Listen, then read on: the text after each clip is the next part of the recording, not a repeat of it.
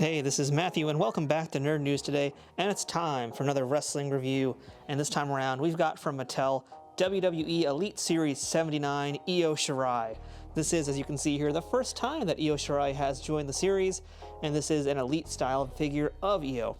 Io rose to prominence during the Mae Young Challenge, and continued on in NXT, where she's become a champion, and she's had a lot of tremendous matches, really great wrestler to watch in the ring, one of my favorites. And I'm super excited to actually have a figure of her finally. And I gotta tell you guys, I'm also really hyped up for this one because Bill McKenna has gone on social media saying that this is what he believes to be his best Japanese wrestler figure ever and one of his favorite figures of all time, I believe. Either way, he put very, very good compliments about this, and he put a lot of effort into this. So he's very particularly proud of this piece. So I'm pretty sure if Bill McKenna put that much love and care into it, it's gonna be really great. So this is Elite Series 79. The packaging is the same as every single Elite style figure we've seen in the past. Figure has a bunch of accessories, but we're going to talk more about that in a moment. On one side here, we've got a picture of Io in the ring, and on the opposite side, we've got a close-up of her face, which is basically the face they used as a reference photo for this figure. The back of the box lists some statistics about her, which is really just where she's from, her height, and what her finisher is. And we get this one-sentence description of who Io Shirai is. And I gotta tell you, I really hate these descriptions they're doing lately because it's just like one line, and it's the most vague nonsense I've ever seen in these packaging. It tells you nothing about this, and you know, with this bio here, they used to give you some more information. They used to tell you where the outfit was from, or give you hints to where the outfit was from. This is just nothing. It's absolutely nothing. We also get to see who else is in this line, and I believe Elite 79 is a pretty strong wave. Elite 78 and 79 have been very good, and we're gonna look at a few more figures from 79 over the next few days. But that's enough about the packaging. Let's go ahead and take Io out of the box and take a look at her in the ring. All right, we've got the Joshi Judas now out of the ring, the genius of the sky. And I gotta warn you guys now, when I took her out, I didn't know this, but she did have one rubber band going across her back on the packaging to secure her. But in addition to that, what was super annoying, and you should be aware if you take her out of the box, she had little plastic tabs going into the sides of her hood, which I could not see at all, and as I was trying to pull her out, I didn't know they were there until I took a closer look. So you're gonna have to cut those bits out. You really can't yank them out. You need to be very careful with that, or else you could damage this jacket, and that would really make the figure kind of meaningless without it. But that was really all that was holding her in there. Once you cut those three things, not too bad to get her out. So she comes already in her entrance jacket. So I guess we're going to talk about that first, because this is really the big sell point here. She has her entrance jacket. It is a soft goods piece of fabric there. It's got this fake leather going on here. A lot of good detail work. This looks pretty much just like the real thing. I mean, yeah, it's no wonder Bill McKenna was so high on this figure, because there's a lot going on with this jacket. Look at all that detail, look at all the characters that are there. I love the way it looks, the shine of it, and plus you have that soft fur on the front of it too. I don't even think the Ultimate Edition Hogan has a feathered boa. I think his is gonna be plastic, which is what we've seen with like the Superstar Billy Graham figure. So Io Shirai is actually getting a lot of soft goods. Plus she has these little tabby things right there, which are fun. But yeah, she's getting really great soft goods treatment here.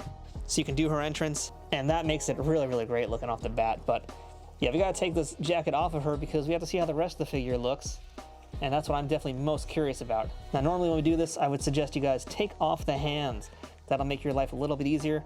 And I guess since we're doing that, we're gonna talk about her other accessories. We're really doing this review out of order today. Aside from the jacket, she comes with two additional hands. So the hands that she had on her, you can see those were basically her entrance gear hands. It's her doing her pose.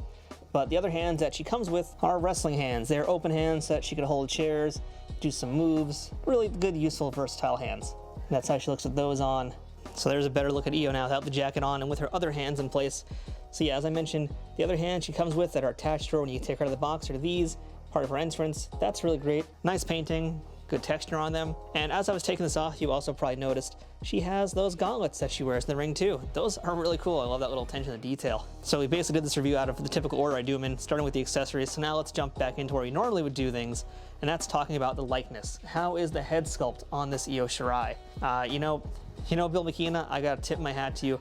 This is an excellent head sculpt. You might look at this head sculpt and think to yourself, okay, Io's in the middle of taking a dump. I'm not gonna disagree with you there, because it's a weird face, but it's the face that she makes. It's even more or less on the packaging. She kind of just has this grimace. She has a furrowed brow. That's her face. Like, there's really no argument there whatsoever. They got the lip structure, the eyes, the brow, especially the nose. That's 100% her face. Really great likeness. However, you might not like this facial expression just because of how it looks, because it is the grimacing face.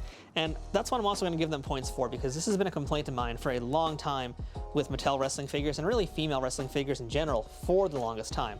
So let me bring out Billie Kay and Peyton Royce. So Peyton here is smiling, and that's basically what like 80 to 90% of the female wrestling figures are doing. They're just smiling all the time. Billie Kay is one of the few that isn't. Her face is a lot more stern, and typically with a lot of these wrestling figures, with the ladies, they don't really give them facial expressions. They just give them smiles, or in the rare chance they don't have a smile, it's just gonna be a neutral face like Billie Kay has. But 9 times out of 10, they're gonna be happy-go-lucky, trying to look pretty. What I like about Io Shirai is that they're doing something different finally. They're actually giving us a facial expression that looks like she's doing something. You know, if you look at male wrestling figures, they tend to run the gamut. You'll get some smiles, you'll get some neutral faces, but you'll also get some like yelling expression, or you get some other look on their face that adds character to those figures. But with the ladies, we don't normally get that.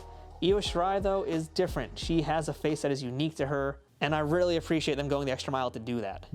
And yeah, since we have the figures here as well, you can also see how Io Shirai scales up to Peyton and Billie, and just how she looks amongst other wrestling figures. And I think that she looks pretty great here, standing among them.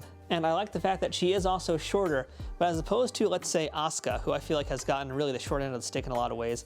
You know, Asuka and a lot of the shorter women, their bodies tend to just look small and disproportionate, whereas Io actually still remains proportionate and keeps her size. So again, another really great thing about this figure. But let's talk a little bit more now about this outfit that we're looking at. So this Io Shirai outfit we're looking at is basically, I think it's like the end of summer 2019, into early fall, mid-fall maybe as well. She wrestled Candice LeRae in NXT TakeOver Toronto, in fact, in this outfit, and she had a few other matches in this as well during that time period.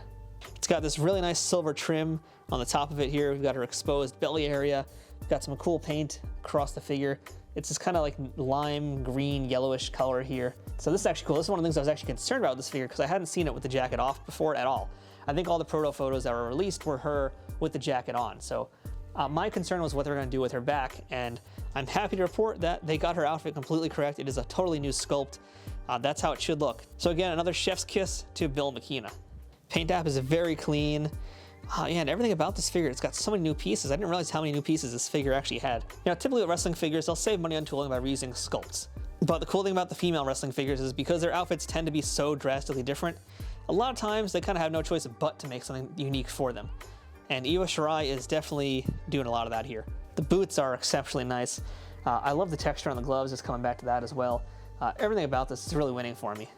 One thing that's maybe falling flat for me, I don't quite know how I feel about it yet, is her hair. And that is accurate to her hair, but I don't think her hair was just this one color. I think her hair has been typically like black and then red in it. I don't think it's just one solid. You guys can correct me if I'm wrong, maybe I'm just not remembering it right. I mean, based on the photo and the packaging, it is predominantly this red color, but you can still see some of her natural hair coming through it. But I don't think it's actually a big deal that she doesn't have that. What's really more important to me is that the outfit's correct and that the face is really good, so they nailed everything else here.